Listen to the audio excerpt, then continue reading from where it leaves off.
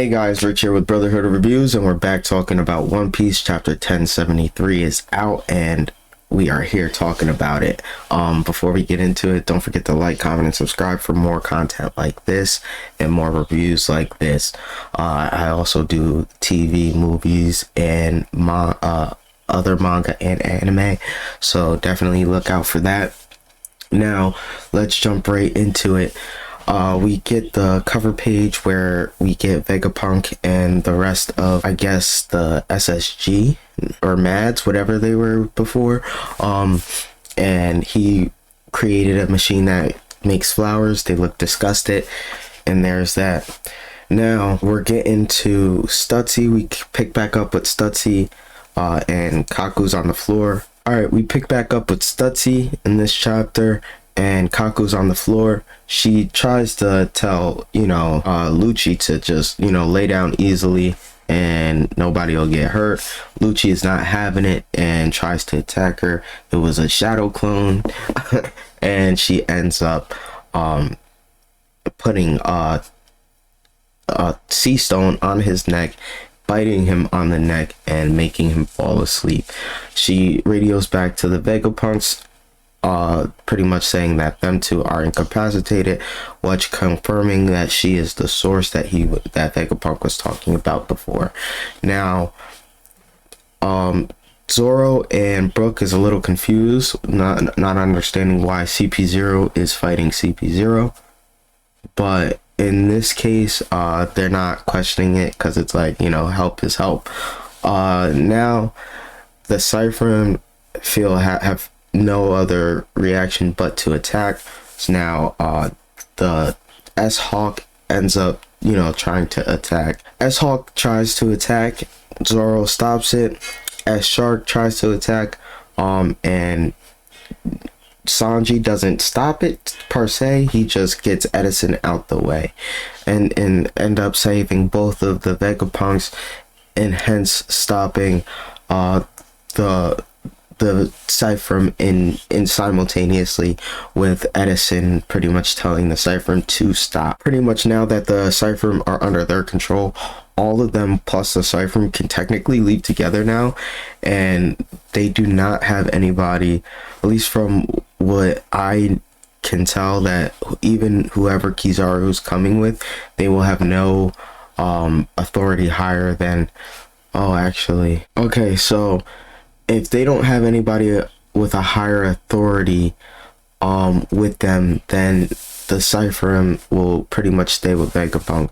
But if Kizaru has some elder, a Gorosei, a Gorosei member with him, then that's the only way they'll be able to keep the control over the Cypher.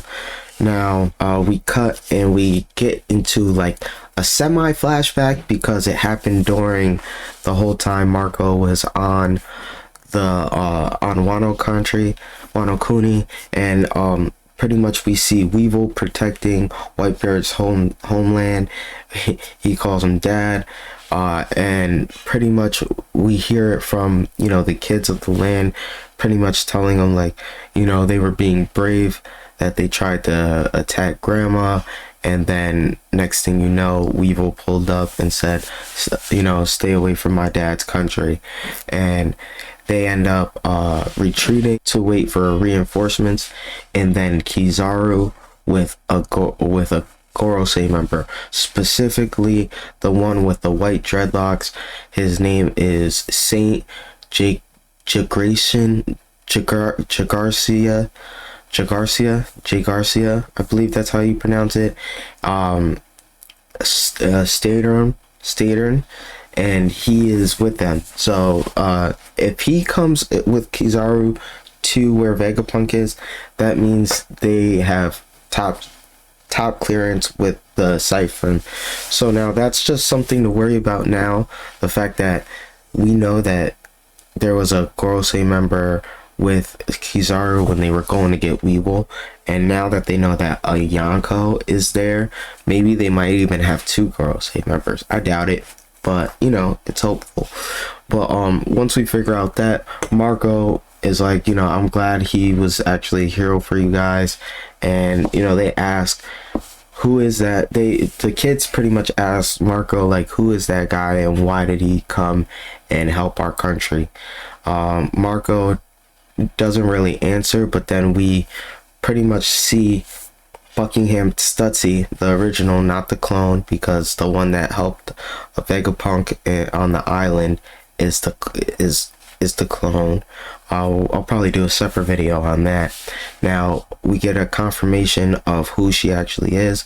She is the former scientist, former proclaimed Rocks pirate member, self-proclaimed scientist, Mad's resident, Miss Buckingham, real name Buckingham Stussy.